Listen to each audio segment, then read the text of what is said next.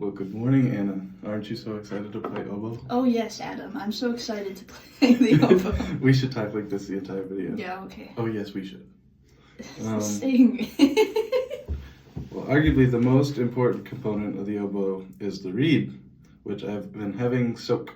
You shouldn't soak it for more than 5 minutes, is what we learned. I find that it needs to be soaked a little longer, but maybe that's because I'm bad. That's fair. But you can't be much Soft better, reed. so. Okay. Since you haven't done this ever before in your life,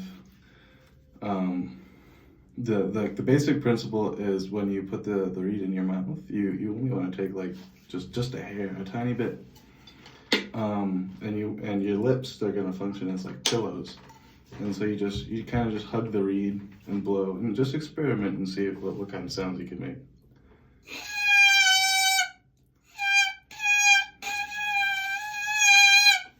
That sound. Ooh, what do you notice about like the air you're using? I blow from my mouth.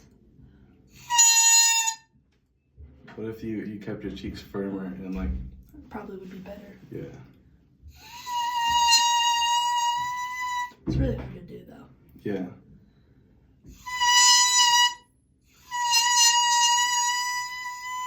For a fun challenge, I want to see if you can take like the fullest breath, which also it would be your good posture. Thanks for fixing it for me, because posture is very important. Take a full breath and use the whole breath.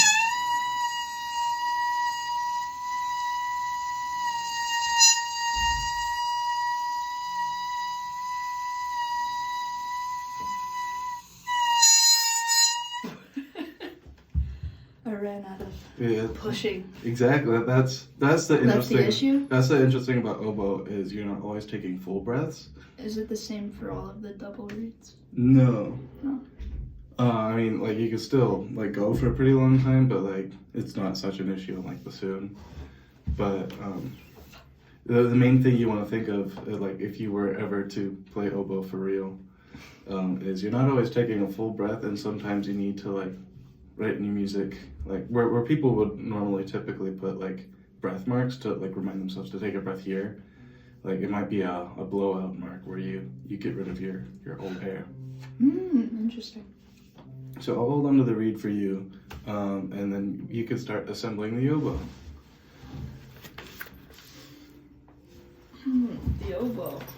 So step one is going to be taking the bell and the lower joint, which is this one. And what you're looking for, nope. Oh, this way. Yes, but before you do Wait, that, what? because this is delicate and I'm being recorded, and so if it breaks, it's my fault now. Oh. Is you see these two like attachment points? Yeah. Which also when you're holding, like you want to be sure to like maybe like put your fingers here, like where fingers go, just so you're not bending anything important. But these two receivers go here and okay, you were right. I was backwards. This goes here. Okay. And what you can do is push this down so it lifts up. And it slides. Yeah, but it slides. It slides. It's like a bridge. Like that? Mhm. Yay. So now, like, if something moves, I guess it would have to twist, but you see how, like, it lifts this up now. Yeah. So it bridges the gap.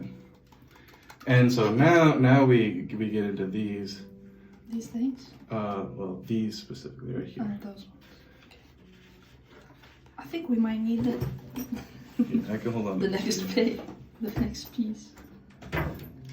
So, yes, this is the back. And so you basically need to line up without, like, mind all the keys, don't bend them, but Yeah. you see where this goes on top and that goes Do I on have to top? press any of them down? Not for this one, no. Okay. But it should just go and make sure that they're both overlapping. Same principle, yeah. Looks like you got it. What's this connected to? I don't know. And so now the reed goes, you want it to be like parallel with like the ground.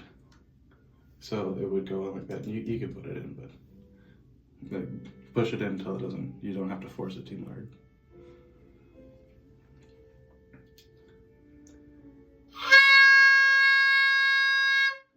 You made a sound. Cool.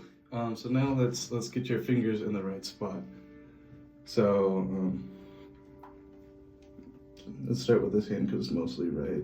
You put a finger here, here, and here. And this one's really important that you cover the keys, like the hole. Okay. And so what you can do is you could take it and look in the mirror and make sure all the holes are covered. What does my pinky do? Is it here? Yeah, those are your right hand pinky keys. So it'll be just rest it there. And then your left hand, your thumb isn't right now. It's not doing anything. So unlike like saxophone or clarinet, which I'm sure Grayson's had you fool around on, like your thumb doesn't go there right now. Like that's for later. Okay. And then you have a finger here, here, and here. And you see how they have holes? It's very important that you cover them. And then no pinky for now. Pinky is fun for later. Yeah, why don't you try all six? Push down.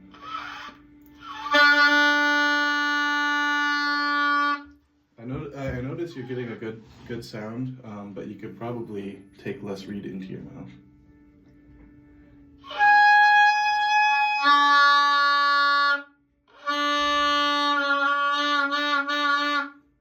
That's pretty crazy. You're playing a D. That's very good.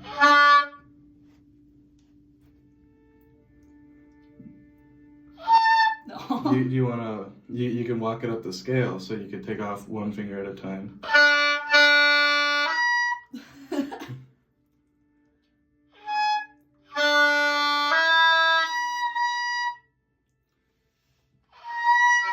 This finger needs to go down a little bit.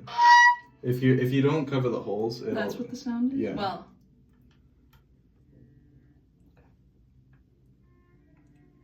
This one especially, this one will tend to leak.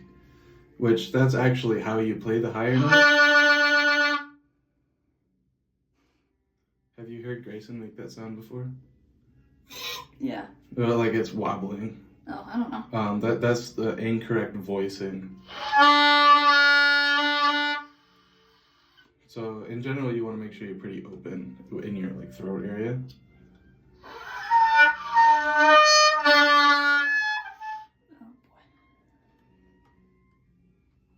This is really hard to hold. I know. Is this like just how people do this? Well, your pinky wouldn't go behind. Well, I guess that is true. I don't know why I was doing that.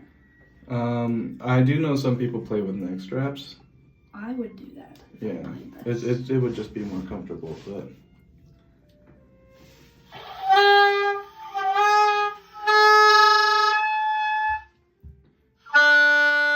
There you go.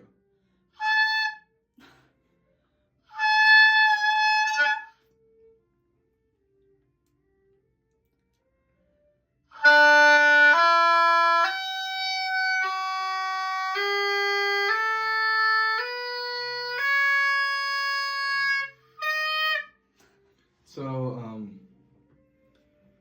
I'm actually not quite sure because I think playing it open does play a C sharp, but the last two notes, they're going to be pretty awkward, but I can at least like tell you the concept behind them.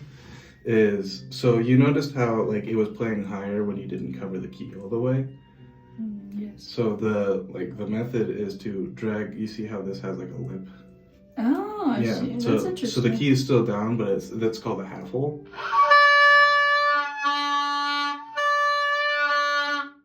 And so because you're playing like this, but to complete the scale, you were having this note, you would be adding, like if you wanted to do your right hand pinky on the ball. The ball. The ball. Your C sharp ball. Yes, sure. And I'd be down here. Yes. Also.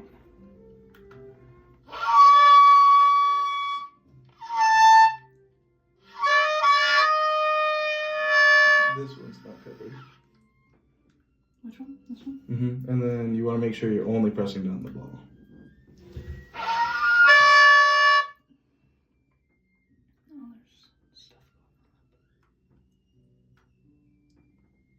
Oh, there's stuff Yes. Yeah, that one's done.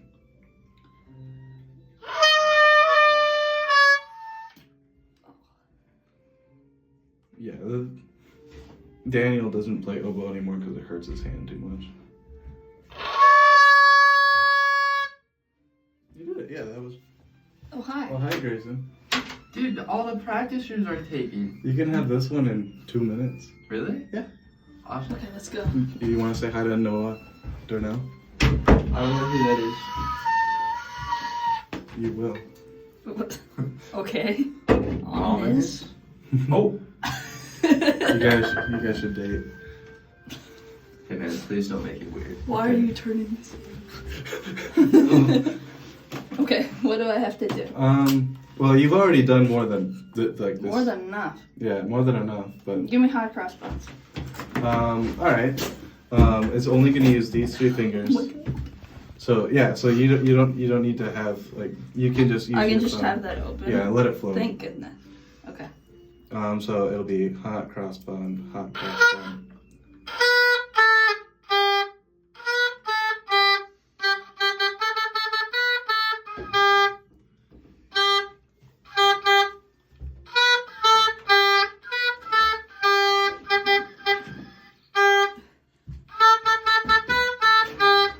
So I noticed you articulated before I really talked about it. Where did you feel your tongue was hitting? You were touching the reed? Yeah. That's actually what you're supposed to do. I was just messing You're around. just oboe master over here. I just mess around. Well, I'm proud of you and you did a good job and thank you very Thanks. much. Thank you for the lesson. Yeah.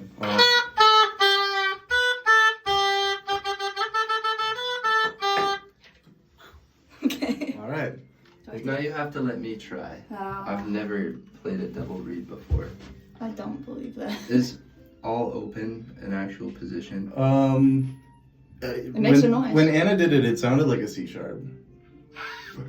That was way too You much. you only want just a little bit of reed in your mouth.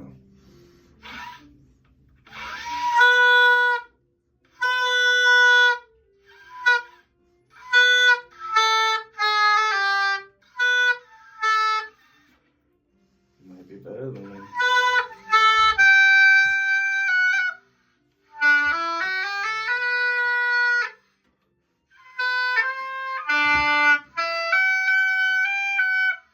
So the octave key doesn't work the same way it does on a saxophone. So the first initial notes, if you wanted an octave key, you would pull this finger down in like a half full action. Are we supposed to be giving you this room? So you just kind of blow into it?